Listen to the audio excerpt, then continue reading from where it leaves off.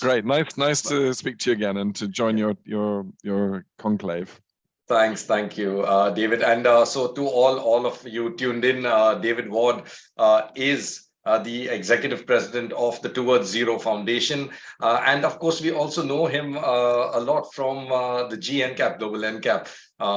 Global NCAP, as those of you who are familiar with the foundation, has done a lot of work in terms of safety. Their program, SaferCarsForIndia, has just crossed the 50 cars that were tested. Indian built and Indian sold in India cars. So David, really, first of all, congratulations on all of that effort that you all had put in. Also thank you for being part of the safety movement, which was desperately needed in India.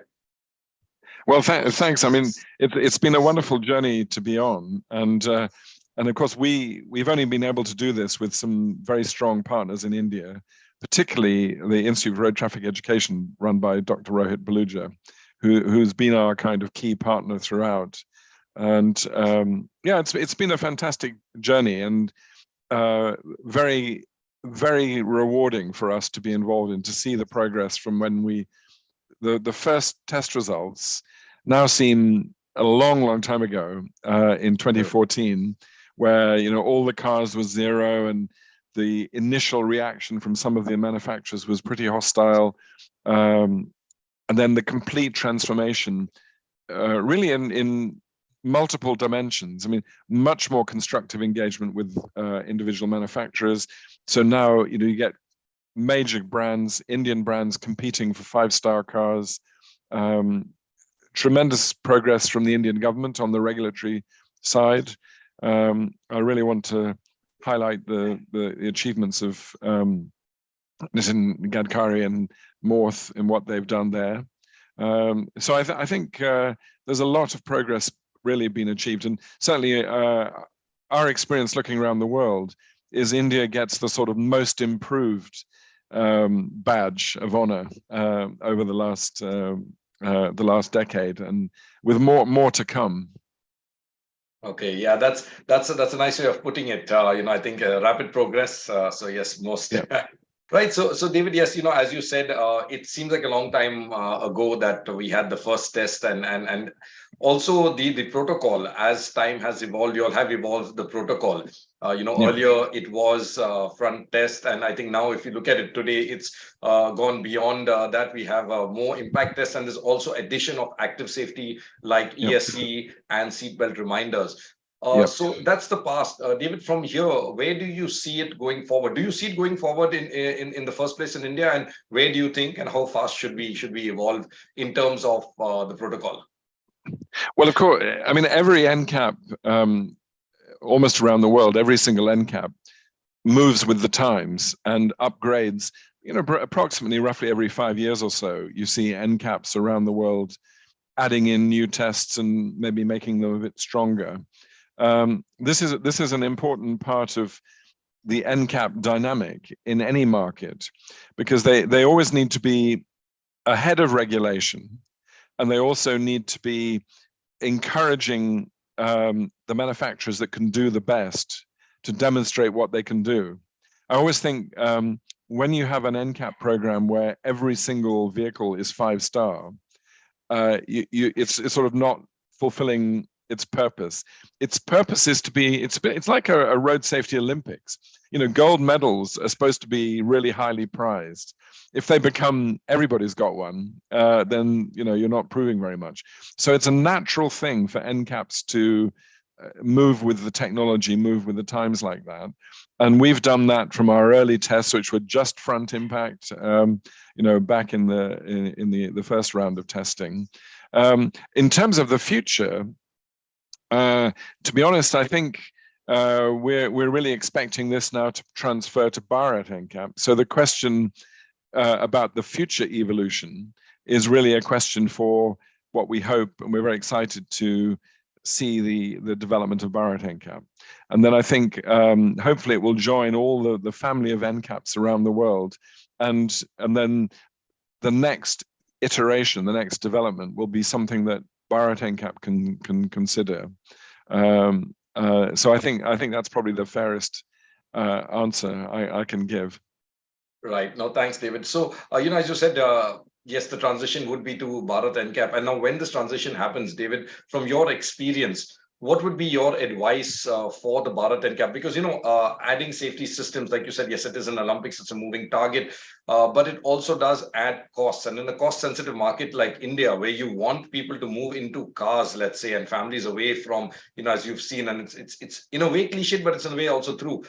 Families of four sitting on motorbikes. So you want people to move into automobiles, four-wheelers also from a safety point of view. Yeah. What is your advice in terms of balancing costs versus safety? Should we look at more active or passive, or are there any particular technologies that have a higher, reward ratio? Yeah, I think that's a very important question. This cost affordability dynamic, and also what is happening to the unit costs of technology. And that isn't just a discussion for NCAPs, it's also a discussion about regulations.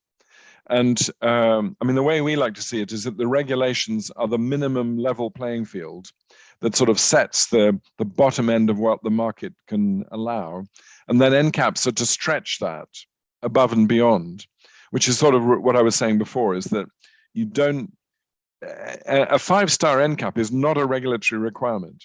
It's an aspiration for a manufacturer to be able to show that they're really able to do a lot and to influence consumers to think about the option, the choices they face. So I suppose the first part of that question is that what's the regulatory story? And I would say that the regulatory story has been one of great progress, where the government has introduced, all the basic front side crash test standards. They've acted on pedestrian protection. Very important, as we're about to see, and it's been a little bit delayed, electronic stability control being mandated for, I think, new models this October, and then all cars in production, I think, from 2024. To be honest, I would have preferred that a bit earlier. But nevertheless, it's what we want to see, and it's continuing progress, which is what really is the hallmark of what India has been doing. And there are still other significant, G20 vehicle producers that are not there yet. So this is very good, and ESC is still a technology that can deliver pretty significant benefits. There was a study done by Bosch a few years ago that estimated that it would help impact on something like 33,000 crashes potentially, and could save about 9,000 deaths, 14,000 injuries per year once it's spread through the vehicle fleet. So that gives you a sense of the benefits of a technology like ESC. And on the cost side of that, I would say that's really pretty negligible. And the advantage of a universal regulation, particularly in a global context where now I think nearly around the world, something like 80% of all new passenger vehicles have ESC, then the economies of scale, the unit costs are so low that the costs are not really a big issue. And so I'm really pleased to see that moving on. And of course, in our protocol, we included ESC in the upgrade. We included ESC as a standard feature for the best-selling variants in the first instance. And so that's, I think, the next big step forward. I would like to see it extended to commercial vehicles. ESC works perfectly well in trucks, buses, and so on. And so from a regulatory point of view, that would be a good thing. When it comes to what Bharat NCAP can do, as I was saying, it can afford to be more adventurous because it's not a regulatory standard. So looking at things like autonomous emergency braking and so on would be, I think, a sensible thing to look at. And you can do it. You can be quite flexible with NCAPs. In the US, the Insurance Institute for Highway Safety has a category called Top Pick, which sits above their normal rating. So you know how they design the future evolution of Bharat NCAP can point a spotlight on one or two different technologies and give extra benefits. It's all about engaging with the public and through the media in an awareness raising of what technologies can do. And so I think that's the beauty of the combination of a timely regulation and then quite a dynamic NCAP. And I think all of the points you're raising need to be seen in that way. It's a combination. And of course, we've got also, I think in October, there's the new 6 airbag requirement coming in. So that again is on the regulatory side, which is interesting. That will overtake an element of our new protocol. We have a curtain airbag requirement in the new protocol, but actually the regulation will make that redundant. And that shows you how it's a kind of push me, pull you process between regulation and what NCAPs can do. Right, David. So yeah, that's an interesting point. The 6 airbag rule and like you said, surpassing a certain protocol point. In the protocol also, David, like you said, ESC, from what I understood, what you just shared is that it's got a very good cost to reward kind of ratio.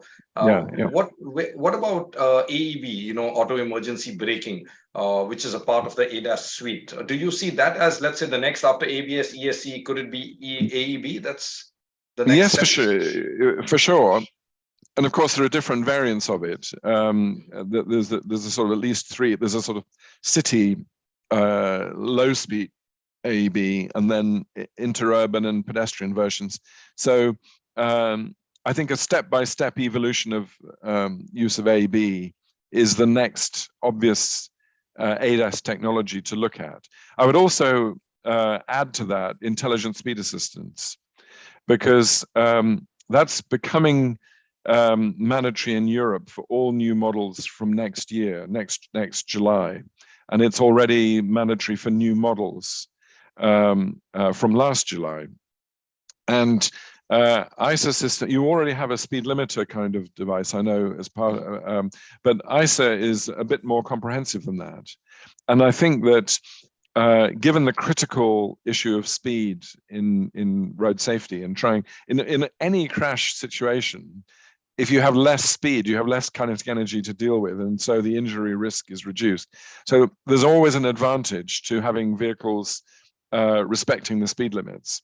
And I think that it's challenging because it requires interaction between the vehicle and the road architecture, the speed limit signs and so on, where it's using cameras, but also digital maps. You have some systems, and even retrofit systems available, which are primarily using digital maps. And if they're accurate, then they will help. And I think for instance, for commercial fleets, ISA systems make a lot of sense because they avoid the risk of, or they reduce the risk of crashes, they reduce the risk of speeding tickets and so on. They save fuel. They have a lot of business case arguments in favor.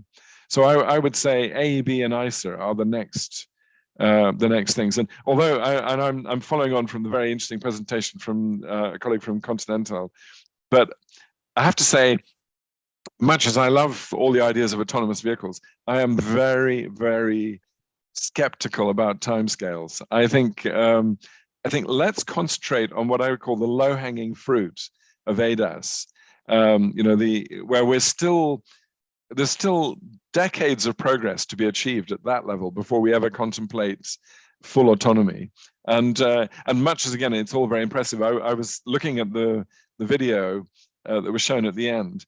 That street scene was about as far away from a typical Indian, even actually a typical UK street scene, as you're likely to see. And I just think that the challenges in the road environment for more advanced systems towards autonomy are really great. So my priority would be on the systems that we know are effective and work, and the evidence is clear already. And the cost issues are also more realistic and manageable. Got it. Thank you so much, David. Thank you for the time. Thank you for extending the time also and being with us, beyond what we asked you for.